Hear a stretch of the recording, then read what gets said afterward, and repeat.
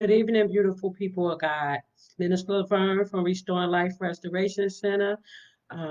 Once again, I want to thank everyone for coming on. I want to thank everyone for the support. As you can see, our fundraiser is growing. We know that's nothing but the will of God. So, last week I discussed recognizing your 7 signs to recognize your abuser. Tonight I'm going to talk about the manipulative abuser. And once again, when I come live and I talk about these things, uh, these situations and circumstances, they also pertain to me. Again, I've been through it. So most of the time, when you've been through something, you can talk about it. You don't have to fake it. You don't have to be like because you've been through it, so you already know these things are real. So tonight I'm gonna talk about the abuser and the manipulative abuser. Um, and if any of these pertain to anyone, if anyone is in a situation like this, when I talk about these things, get out like your life depends on it. I'm going to give you the meaning of a manipulative person. Manipulation is the skillful handling, controlling, or using of something or someone. But this word also has some negative connotations. A manipulative person knows how to twist words, play on your emotions, otherwise manage a situation in a sneaky fashion to get what they want. uh, Emotional manipulators are easy enough to spot if you know what to look for. They undermine your faith and your grasp of reality. Their actions don't match their words. They are experts at doling out of guilt. They claim the role of the victim. They are too much too soon. They are an emotional black hole. That is a manipulator. Now, there are 9 signs you're dealing with when it comes to an emotional manipulator. One of them, they undermine your faith in your grasp of reality. In emotional manipulators, they are incredibly skillful liars. They insist in they insist an incident didn't happen when it did, and they insist that they did or said something when they didn't. The trouble is they're so good at it that you end up questioning your own sanity. I had questioned my sanity many times. Am I crazy? And I know I wasn't crazy, but they try to make you feel like you are. Number two, their actions don't match their words. Emotional manipulators will tell you what you want to hear, but their actions are another story. They pledge their support, but when it comes to times to follow through, they act as though your requests are entirely unreasonable. They tell you how lucky they are to know you and then act as though you're a burden. This is just another way of undermining your belief in your own sanity. We have to know our sanity. We can't let people make us think we crazy when we know what they're doing is wrong. Uh, an emotional manipulator, they are experts at doling out guilt. Emotional manipulators are masters at leveraging your guilt to their advantage. If you bring up something that's bothering you, they make you feel guilty for mentioning it. If you don't, they make you feel guilty for keeping it to yourself and stewing on it. When you're dealing with an emotional manipulator, whatever you do wrong, and no matter what problems the two of you are having, it's your fault. That is an expert manipulator, doling on your guilt. Number four, they claim the role of the victim. When it comes to emotional manipulators, nothing is ever their fault, no matter what they do or fail to do. It's someone else's fault. Someone else made them do it. No one can make you do anything. You do it because you want to do it. Number five, they are too much too soon. Number six, they are an emotional black hole. Number seven, They eagerly agree to help and maybe even volunteer, then act like a martyr. Number 8, they always one up you. Number 9, they know all your buttons and don't hesitate to push them. Oh, yeah, they know all your buttons. They know which ones to push. They know which ones to make you mad. They know which ones to make you go off. They know what's going to make you stay. That's how they manipulate you. They manipulate the whole situation. Been there, done it. Make you feel like you the one that's wrong for everything that go on. You started the argument. You started it. So everything is you started.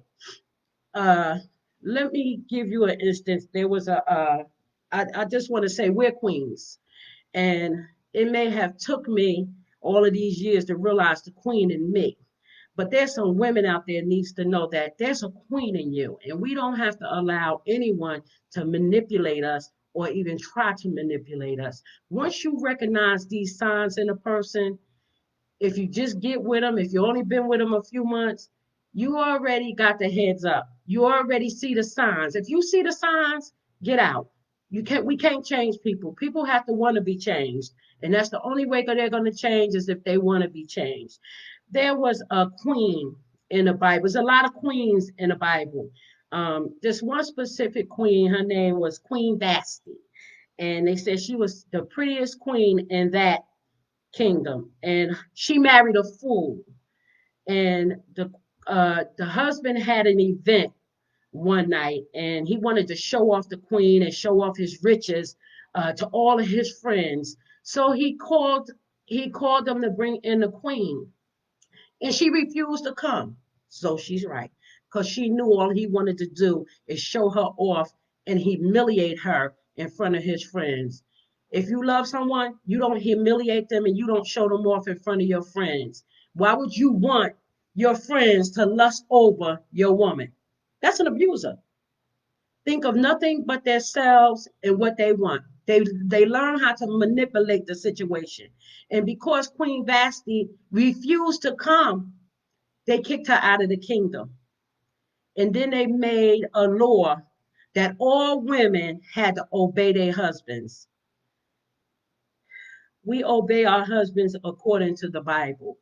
And when the Bible tells us if your right hand offend you, pluck it out, cut it off. If your right eye offends you, pluck it out. So God didn't tell us to stay into anything that would cause us harm. So when you see these signs of the person manipulating you, trying to make you feel guilty over whatever may happen in their life, something may have happened in their life, they don't want to talk about it. Maybe they was abused in their life and they carried that abuse over into the relationship instead of going to get help. When you need help, get the help. I don't know why people don't want to get help, and I can't say I don't know why because I was there. And again, I can sit here and I can say, why people, but again, I stayed in it for 11 years. So all I could do at this point is encourage others not to stay in abusive relationships. It is not healthy. Oh, especially if you have kids. Under no circumstances allow your kids to be in an environment like that. I'm gonna give you an instance. But my son didn't tell me till after my marriage was over um, what had happened. My son used to have seizures, and one day he just fell out on the floor and he started having seizures. And I never knew why my son was having seizures. The doctors didn't even know why he was having seizures. So years later, my son started to share some stuff with me. Um, Men can become trifling when you start taking your kids around other women that you're dealing with, knowing that you're in a relationship, and then they threaten your kids, don't tell mommy, or they threaten them to give them something, or you're going to get in trouble if you tell.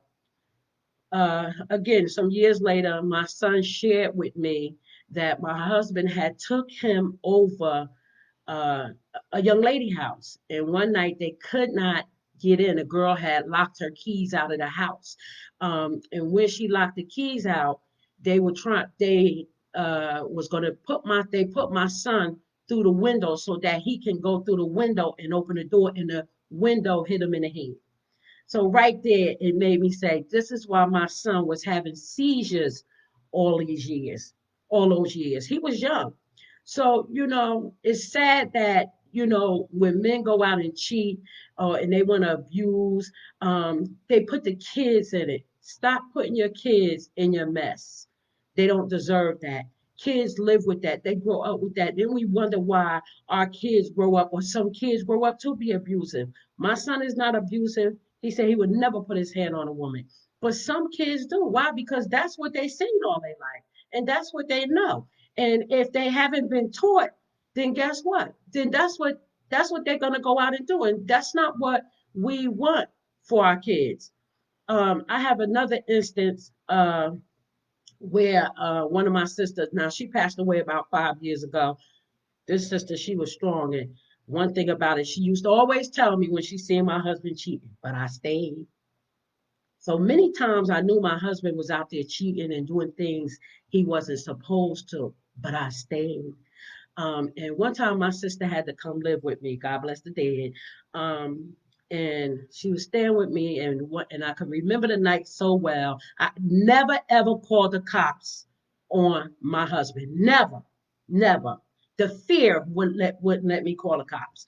And this specific night, my sister had company, and I was in the room, and literally I was reading the Bible. And my husband came in and he stormed in there and he was going off because my sister had company. Now, my sister, a grown woman, she stayed here. It's fine. She had company. He came in the room. He was screaming. He slapped me. I went to grab the phone. I dialed 911 and he hit the phone out my hand. And when he hit the phone out my hand, 911 was dispatched. And I was living in Orange, New Jersey at the time. The cops came out to my house. When I tell you that my sister and my husband, they was at it. They was at work. They was literally fighting. Literally, it took me and her friend to break them up. My sister was not scared of my husband, and she would beat him down. And that night, that was a fight that I would never forget between my husband and my sister. But you see how you could put other people involved in your mess, and it was mess. He was out there doing something he had no business. He came in mad. He had an excuse to get upset and want to come and fight. But how callous can you be to want to fight somebody's sister right in front of them in the company? What, there's no respect at all. When do you realize a person don't love you? That is not love. Anytime they disrespect you in front of a family member or the person's company, then this is the first time you ever met the person, and yet you're gonna come in and you're gonna fight in front of her. It took me and my sister friend. I don't know what it took us to get him and her from fighting until the cops rang that doorbell. And when the cops rang that doorbell, they took him. They took him for about a day. Guess what? I didn't leave. I still let him come back. So sometimes I ask myself, what made you stay? People say we stupid. No, we're not stupid. You know what makes us stay? Once again, fear, low self-esteem. But I'm just here to share that with you because you don't have to go through it. Because God sent somebody right here who's been through it and who got out and can tell a story. And again, guess what? I stayed in it for 11 years. So for me to sit here each week to try to encourage somebody that may be going through it, may be listening to get out, get out. The signs are perfectly clear, and the signs have always been perfectly clear for me before I married my abuser. So I'm here to encourage you. Get out, get out. You know, I've always been into God ever since I was a young woman. Ever since I was a little girl, I've always believed in God, and even in the midst of all of what I went through, there was a song, and I'm not going to sing it, but the words went, "When I think of the goodness of Jesus and all He's done for me, my soul cries out." Hallelujah. I thank God for saving me. That song resonates in my spirit on a daily because even when it's time for me to get on and tell my story to help somebody out, all I can say is, Lord, I thank God that you saved my life even up to this point to come forth and be a blessing to someone else. I pray that when I get on here each week and say, that somebody's hearing it, somebody's taking heed, like, oh, that's me. Let me find a way out. Get a plan, strategize on how to get out. Save your money. Get out. You're going to thank yourself later when you get out because you're going to say that person was never worth all of that trauma, all of that stress that you could have been taken out. So tonight, once again, I want to thank all of my supporters, all of those who get on and who listen each week, who pass it on. I just thank everybody, even if it's not a monetary gift. We have Restore Life Restoration Center cups that I've been selling for the shelf. We've been selling, not me. We have shirts. I mean, we have a whole lot of things that could be supported from our shelter.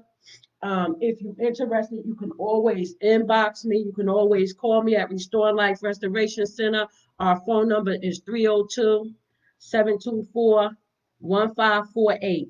Feel free. Once again, I thank you. I pray that somebody out there is listening and can get out in enough time. Um, Once again, I ask that you'll keep me in prayer. This is really a journey. This week, I had to counsel some people. And you know what? I have to get a hold of myself when I do it because even when I come on week after week and I think about all the things that happened to me, yes, I'm delivered from it. But sometimes some of that stuff feel like it just happened. Sometimes I get emotional when I think about what I've been through. But I'm grateful that I came through. So once again, I thank you. Have a blessed evening. Our fundraiser at Restore Life Restoration Center page is still up to September the 30th. Oh, it's growing, and I know it's nothing but God. So once again, I thank you all. Have a blessed evening.